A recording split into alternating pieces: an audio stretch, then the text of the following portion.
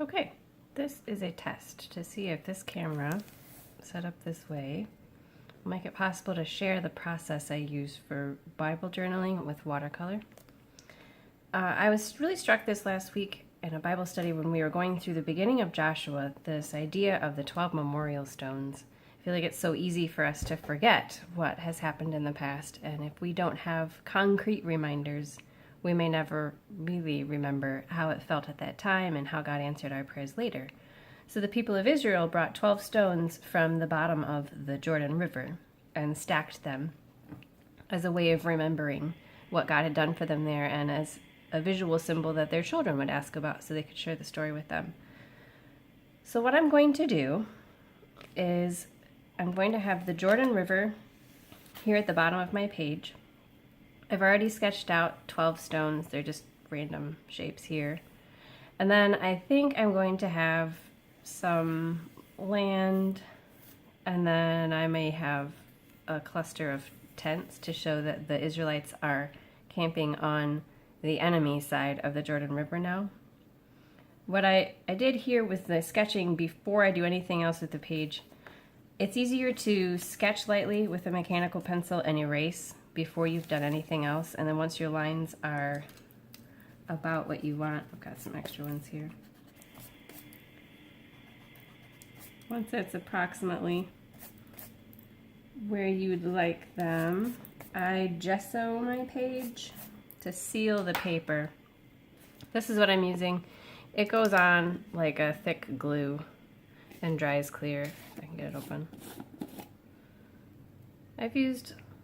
I've done this on a lot of pages. It's lasted me a long time. I usually use a flat brush to apply it. I've got these little plastic protectors so that my paper doesn't stick to all the rest of the pages beneath it. They were like file folder dividers. I've also used sheet protectors. They bend with the Bible really easily. They work. You just need to protect the other pages from wetness. So I glob it on here and then spread it around. It's important to get every part of your paper that you're planning on getting wet. I just do the whole thing. I never know how much I'm planning on getting wet. If you miss a spot, it will bleed through. You can always work around it on the other page, but it's better if you can be methodical with the steps. You don't have to work around it later. I don't know if you can see. There is a sheen if you kind of move your head around from side to side to see that it's evenly wet. You can't necessarily tell if it's evenly thick, but seeing if it's wet is a start at least. Oops, looks like I have some blue. Okay, almost done.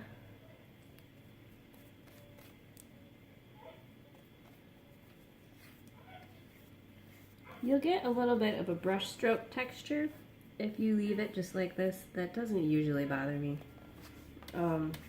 But you can smooth it out once you've got it all on here. Some people apply it to begin with a credit card to smooth it out.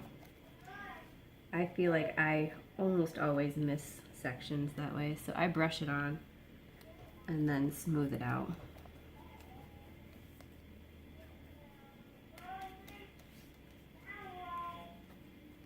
Jean is not asleep yet. She's talking to herself over the monitor. Okay, so I'm just going to take my card and lightly scrape it to the side. You do not want to scrape off the gesso. Just smooth it.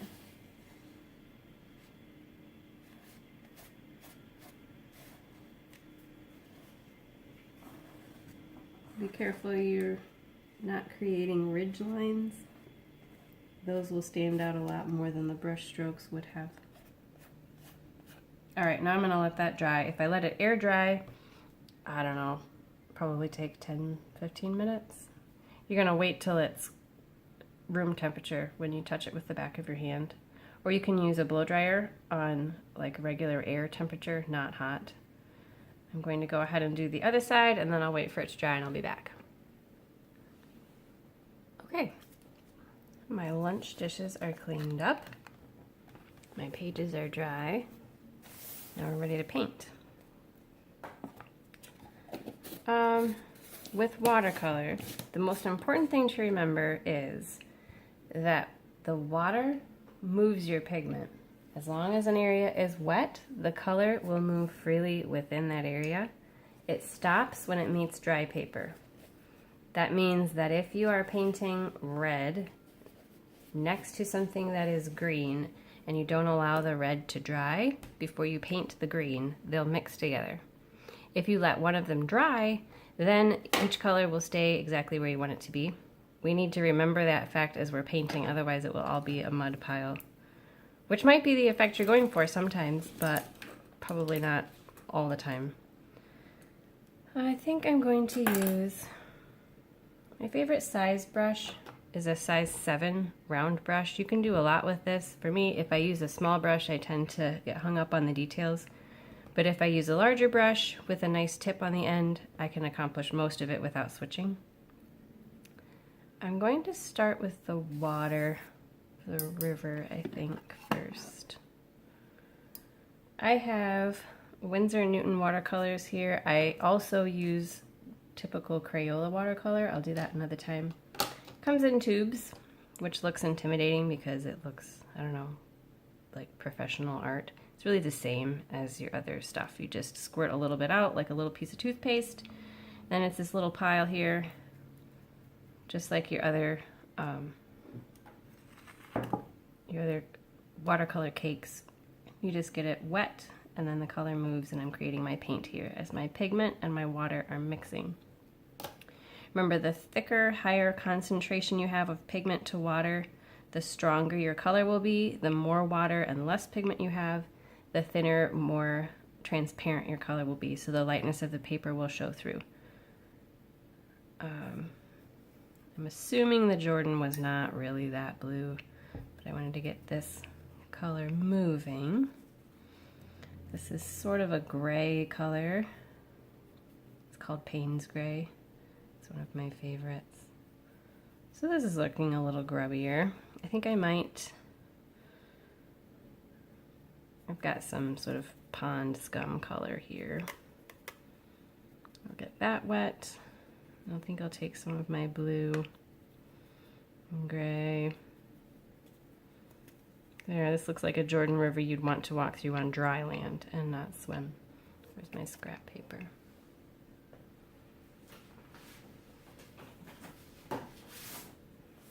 Here's an envelope, that'll work. Okay, so this is my color. If I want it to be lighter, I add more water. I can pick up some of it, and the water's mostly in my brush. See the difference? It's quite a bit lighter. I don't want it that light, so I'm going to mostly work with what I've mixed here already. Now when you're painting water, it's half about what you're not painting. You need to leave the light of the paper. Because water doesn't really have its own color, it's mostly what it's reflecting, and it has a lot of light in it. The light is the white of your paper. So I'm just going to do some sort of strokes like this. I think I need a little more blue. Strokes like that, and leave some space in between them. Picked up some brown from somewhere.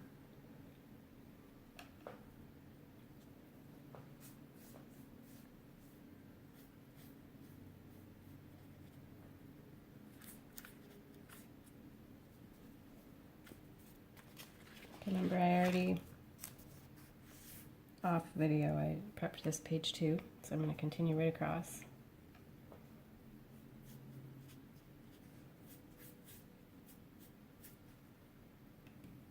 Some areas might be nice if it's a little bit of a stronger color.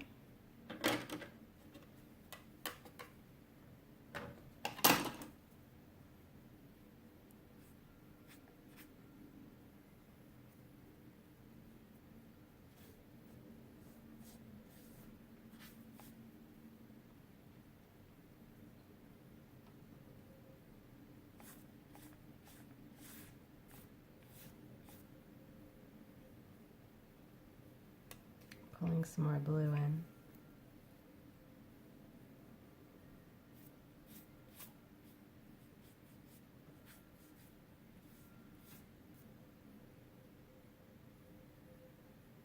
especially while it's wet, it's easier for you to see that there are areas of this water section that I haven't painted at all. I'm letting them stay dry. Wow, that's really blue. I'm going to lift the color back off the page with a clean paper towel, and then I'll mix what I've got left with some water.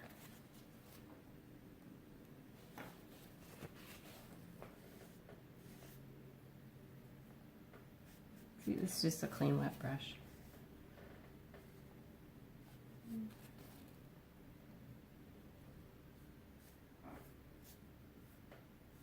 There, about dissolved.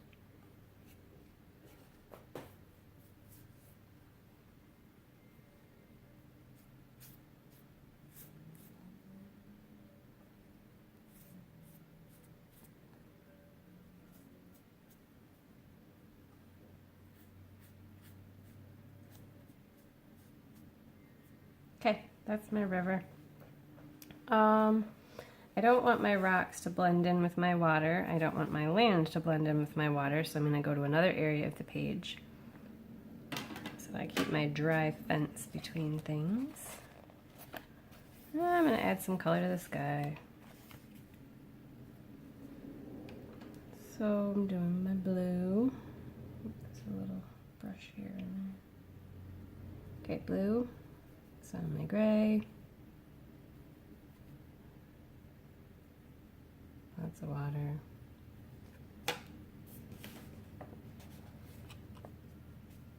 That'll work. Okay. You can just sort of scuttle around. I'm not going to completely paint the whole sky. I'm just sort of suggesting some blue sky in some areas. What I don't paint will end up looking like clouds. This is really light. So I need more saturated color, or more concentrated color. We'll try that. It's kind of a lot. So I'll spread it around.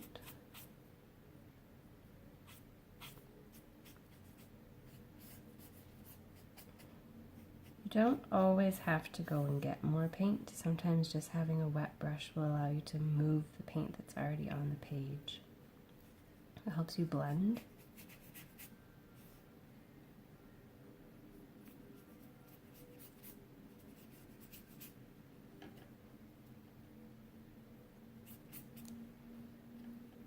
So I can even put a couple of strips of more concentrated color on here and then blend them out with a wet brush. See?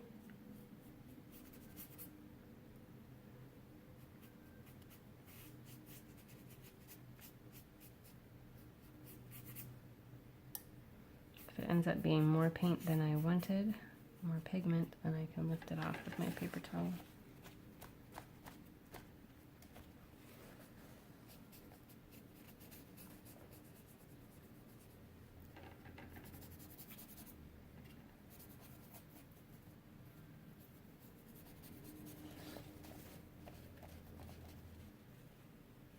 All right.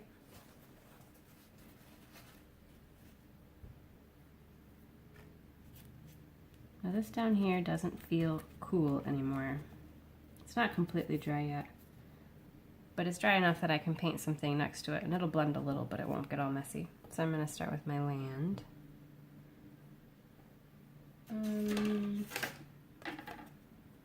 Got some brown, a little bit of a sort of butter yellow.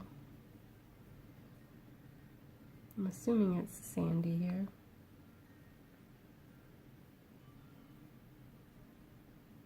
That's what it's gonna look like anyway. Okay. Just some color.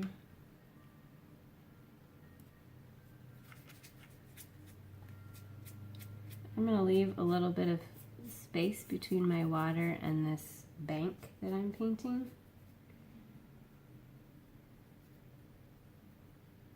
It's it's in flood stage at this point in the story. So I'm going to assume that there's some frothy waves at the edges. It'll read that way anyway.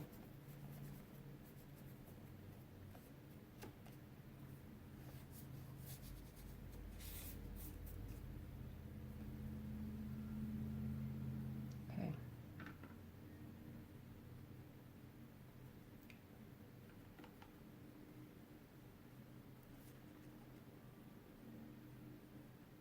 I think I'm going to have my tents kind of over on this side. So I'll paint this still as dry land. And we'll mix in some little patches of scrubby grass just to make it different.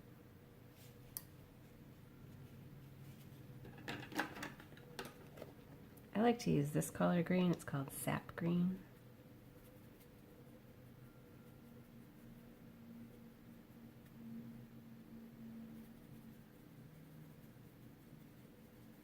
But that looks a little too lush and flourishing for the banks of the Jordan River. So I'm going to blend some brown in here.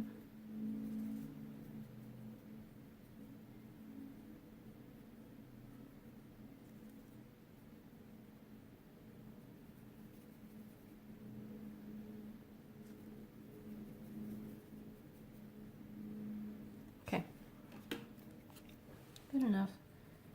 So now we've got some grassier sections. It's okay if this blends, in my opinion. None of it's detailed anyway, it's just sort of suggesting that there's stuff here.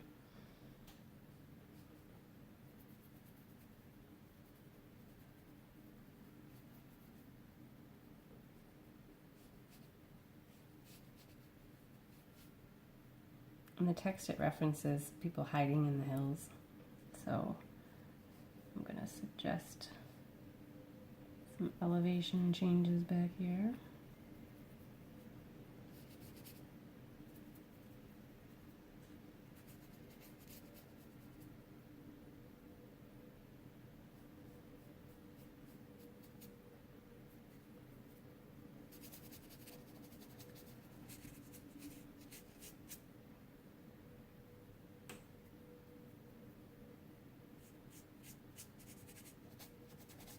Okay, I don't want to paint too much farther over because then I might paint where I want tents.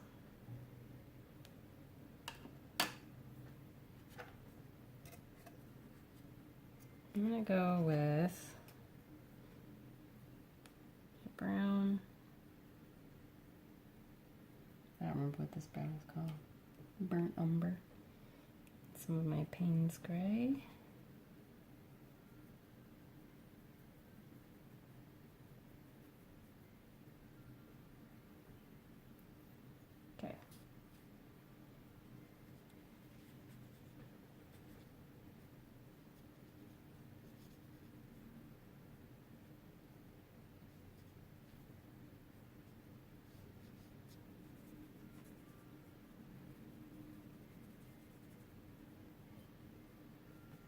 I'm painting tents. These are not exactly detailed.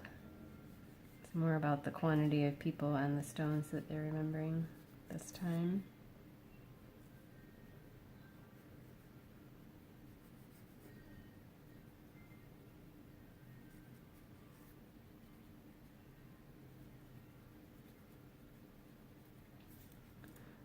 The ones in the front here are going to be more detailed than any of the others. Detailed is sort of a generous word.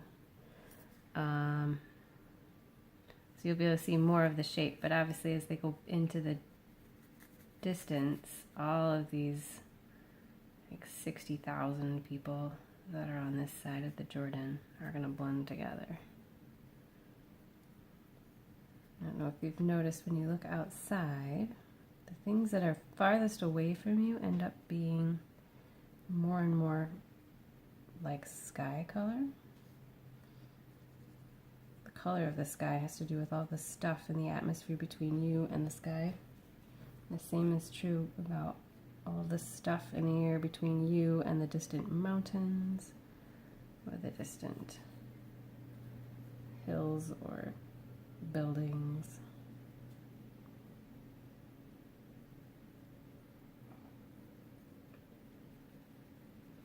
Later I can go back in here with pen and I'll suggest some of the rough lines of these tents.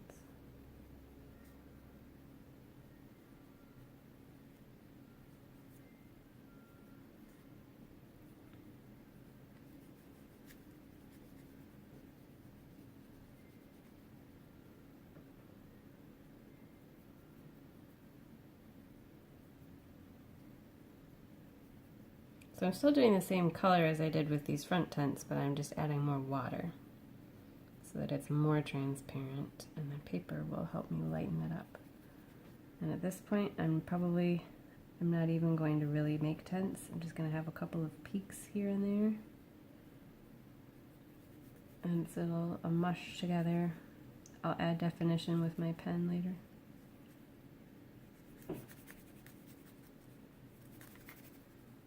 There, that's 60,000 Israelites. Okay, time for my rocks. We've collected a lot of rocks in our day. My kids always love the rocks. Usually on our way home from the beach, we have as many rocks as we can reasonably carry. And they're all different. So I don't have any rocks that I'm looking at, but they're rocks. They can look like whatever they end up looking like. Some of them I'm going to start with one that's a little bit of orangish brown. So here's a kind of burnt orange. My brown. Doesn't matter where you start. We're going to paint them all. I'm going to go with this one. Some areas of it will be lighter and some darker. Get all the color on and then blotch some up. I can add some from my Payne's Gray. Kind of look a little like granite. I just tap stuff in there, and if I don't like it, I can pull it back out with a paper towel. Rocks should be loose. Looks fine. I'm going to keep going with this color just because I can. I don't want to paint right next to it, or the two rocks they'll blend together and look like one rock. So I'm going to come back up here and do another orangish rock.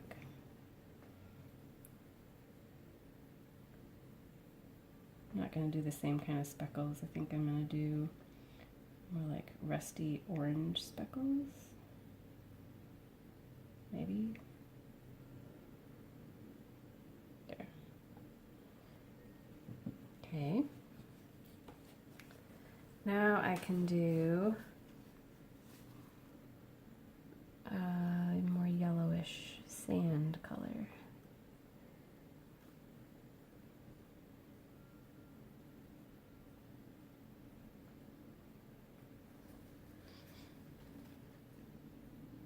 I don't want to put it down here because it's going to blend in with the other sand colors, but I can put it here by my grassy hills.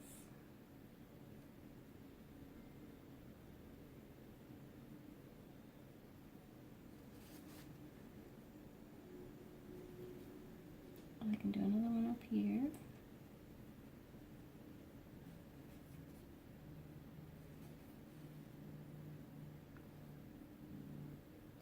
While it's wet, I can go with a darker brown and just tap some darker color in here. It's going to make its own shapes because the water will blend it. That's maybe a little much.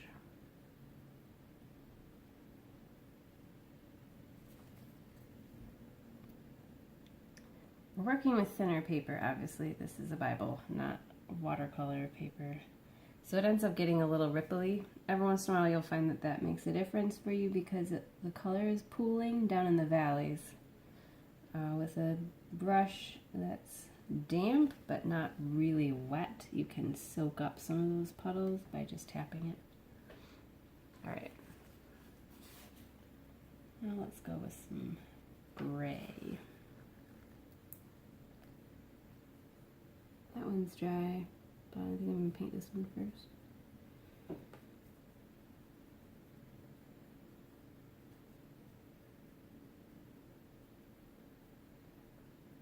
Rocks in a big pile of tents are a nice place to start because they can be basically any shape you want. This is not a drawing prize project. There's no wrong shape for a rock. And the tents are very nondescript. Okay, again, I'm going to add some definition with pen later. So, it's alright if this doesn't look like much.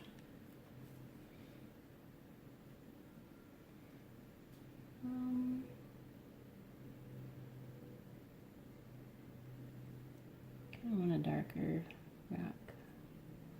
So this is the same gray that I was using down at the bottom, but with more pigment, less water.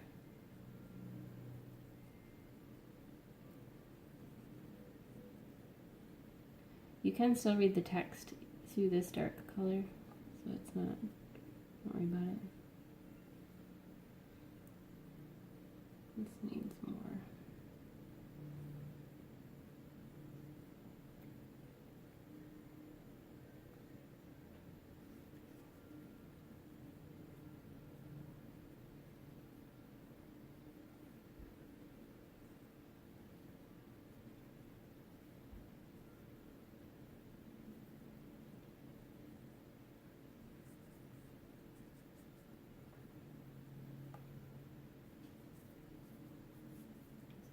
Reflection of our rocks.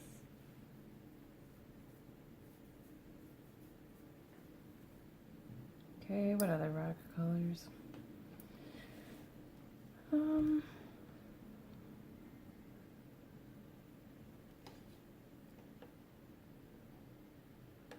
go with a really light colored rock. I'll just add a little bit of like shadowiness. Sort of like a white rock with a little bit of shape.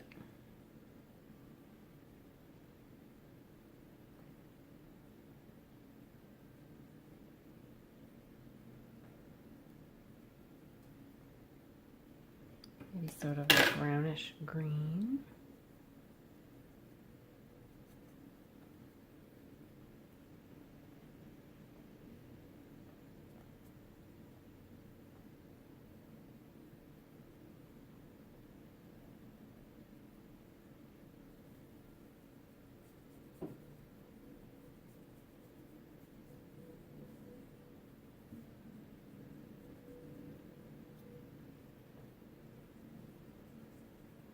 When I was sketching these, I guess I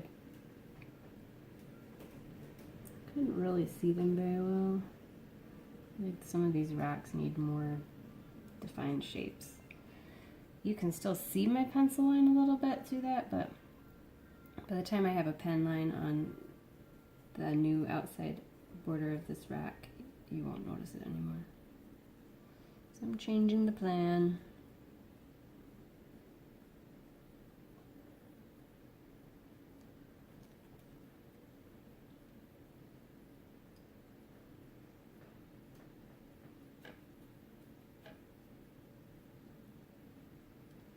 Go reddish brown.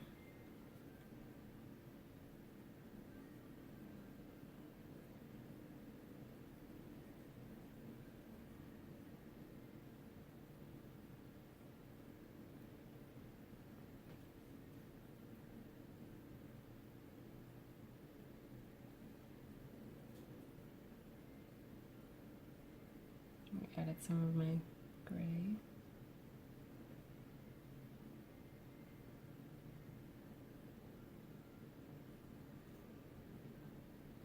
Two more.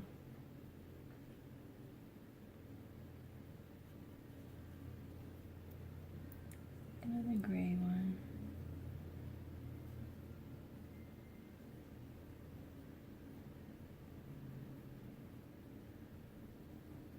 Another red.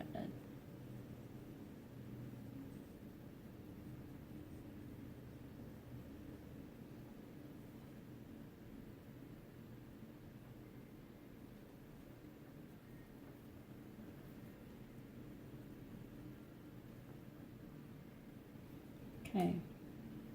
I feel like some of these need a little bit of a shadow underneath, on the underneath sides.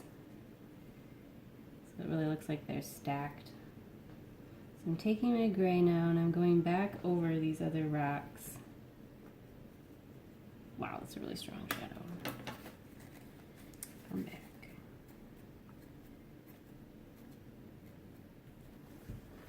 This one already has one. This one.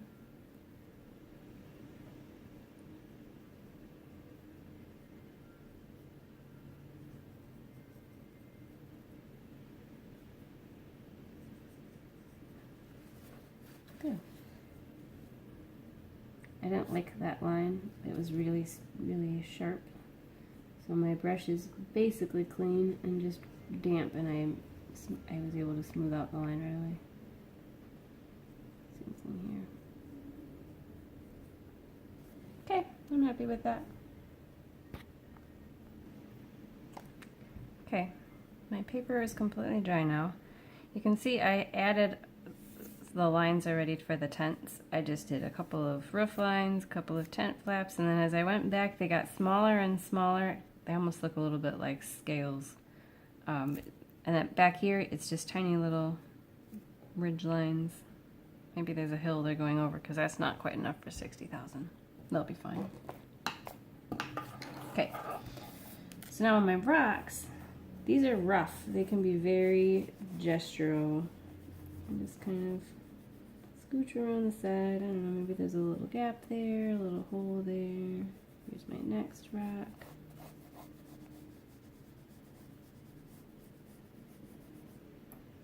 And this one. Your lines don't have to connect. You're just describing this rock a little bit.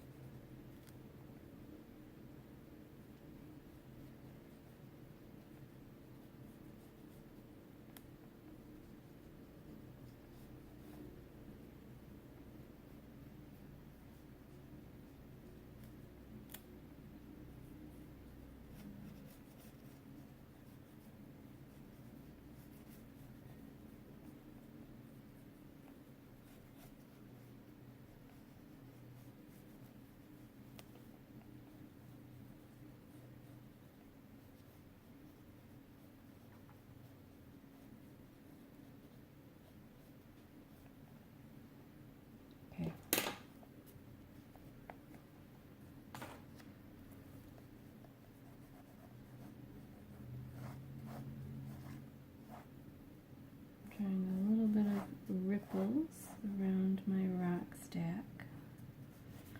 As the river's flooded, it went up over the bank where the stacked rocks are. You can do a couple more thin little lines if you want to suggest water movement.